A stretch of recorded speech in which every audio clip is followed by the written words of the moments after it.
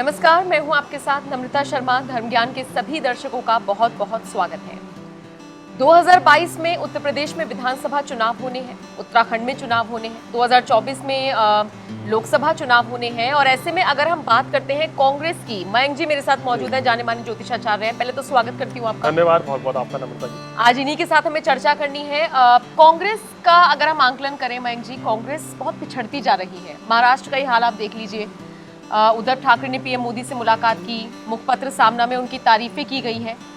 ऐसे में कहीं ना कहीं कांग्रेस और शिवसेना के बीच में उथल पुथल दिख रही है और आने वाले वक्त में महाराष्ट्र भी कांग्रेस के हाथ से छूटता हुआ नजर आ सकता है। बिल्कुल। कांग्रेस जो लगातार पिछड़ती जा रही है, उसकी क्या कमी आप देखते हैं? इस पर मैं चाहूंगी कि आप थोड़ा सा प्रकाश डालें। और इसके साथ साथ प्रियंका गांधी जो कि कांग्रेस की महासचिव है, वो एक बड़े चेहरे के तौर पर सामने आ सकती हैं, आई भी हैं। कई मुद्दों को उन्होंने उठाया है। हाथरस वाला मुद्दा हम सबने देखा था, कैसे उन्होंने जाकर गले लगाया था परिवार को।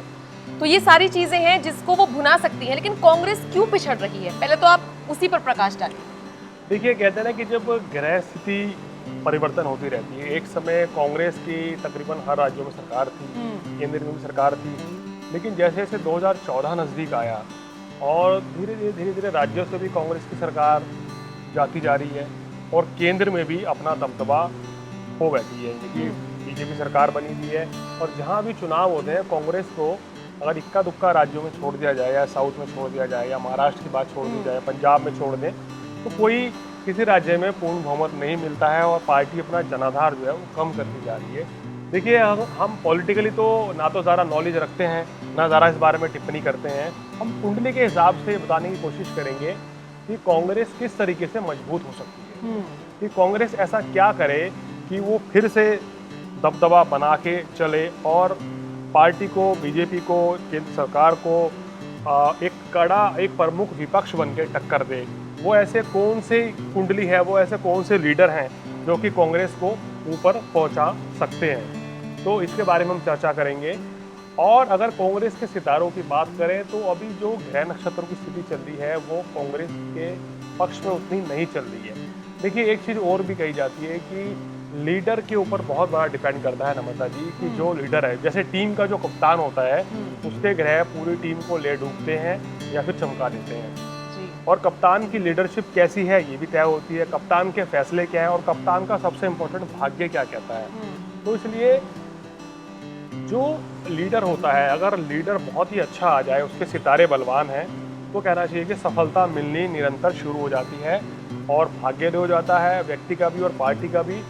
और कहीं ना कहीं पॉलिटिकली रूप से उसमें आगे बड़ा फायदा भी मिलता है एक लंबे समय तक।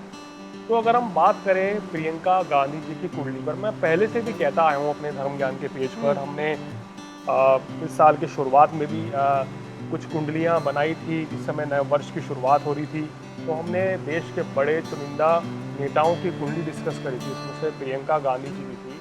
और हमने बोला था कि इनकी कुंडली जो है बहुत ही पावरफुल है, लेकिन अगर इनको पावरफुल पद दे दिया जाए तो ये और भी अच्छा रहेगा कांग्रेस पार्टी के लिए, क्योंकि मैं इनका खुद भी फ़ैन हूँ और इनकी जो लीडरशिप है बहुत ज़बरदस्त लगती है, बहुत अच्छी वक्ता है।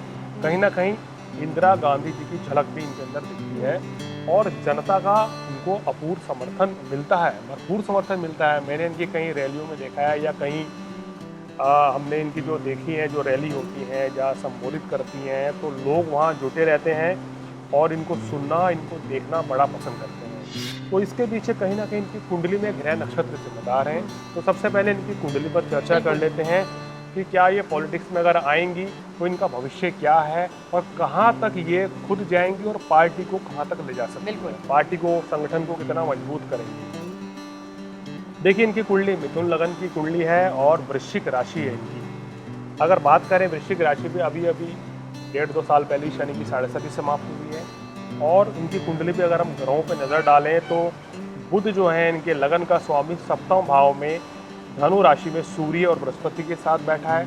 अष्टम भाव में इनके राहु है, नवम भाव में शुक्र है, बहुत ही परम भाग्यशाली राजयोग है, यानी कि इनकी कुंडली में भाग्य से राजयोग बनता है। देखिए, जिस भी व्यक्ति की कुंडली में भाग्य से राजयोग बनता है तो उसको भाग्य के बल पर उच्च पद की प्राप्ति होती है। दशम भाव में इनका मंगल बैठा है, जो कि कुल दीपक राजयोग बना के बैठा है। शनि 12वें घर में जरूर बैठे हैं। ये थोड़ा सा एक इनकी कुंडली में कमज़ोर पॉइंट है, माइनस पॉइंट है। इसी की वजह से इनको अभी तक जनता के चाहते हुए भी उच्च पद की प्राप्ति नहीं हो पा रही है, या यह पार्टी की अध्यक्ष पद पर अभी नहीं बन पा रही हैं। अगर हम इनकी एज की बात करें तो तकरीबन ये 48 इयर्स की इनकी एज है, और अब कुछ समय ऐसा आ रहा है जो कि इनके फेवर में जाता हुआ नज़र आ रहा है। इस समय इनको शुक्र की दशा चल रही है, और शुक्र की दशा में इनको अभी बुध की अंतर्दशा है जो कि 9 जनवरी 2023 तक चलेगी। देखिए, समय इनका बड़ा बलवान है। अब लेकिन समय बलवान होने से नम्रता जी कुछ नहीं होता है। अगर पार्टी इस समय इनको कोई बड़ा पद दे, कोई बड़ा मुख्यमंत्री पद का दावेदार बनाए या पार्टी का अध्यक्ष बना दे, तो इनके सितारे जो हैं वो कांग्रेस के लिए बहुत ही फेवरेबल साबित हो सकते हैं, क्योंकि इसके बाद शुक्र की दशा इनको रहने वाली है। शुक्र के बाद सूर्य की दशा आने वाली है, वो भी बहुत ही पावरफुल रहेगी। तो कहीं ना कहीं बीजेपी को या सत्ता पक्ष को ये बड़ी टक्कर दे सकती हैं अगर इनको उच्च पद दिया जाए और पूरी पावर इनको दी जाए। इनके सितारे तो कम से कम यही कहते हुए नजर आ रहे हैं। न सिर्फ 2022 के चुनाव, मयंक जी, अगर 2024 के लिहाज से भी हम देखें तो क्या उस वक्त भी ये कुंडली इतनी ही मजबूती के साथ आपको दिखाई दे रही है?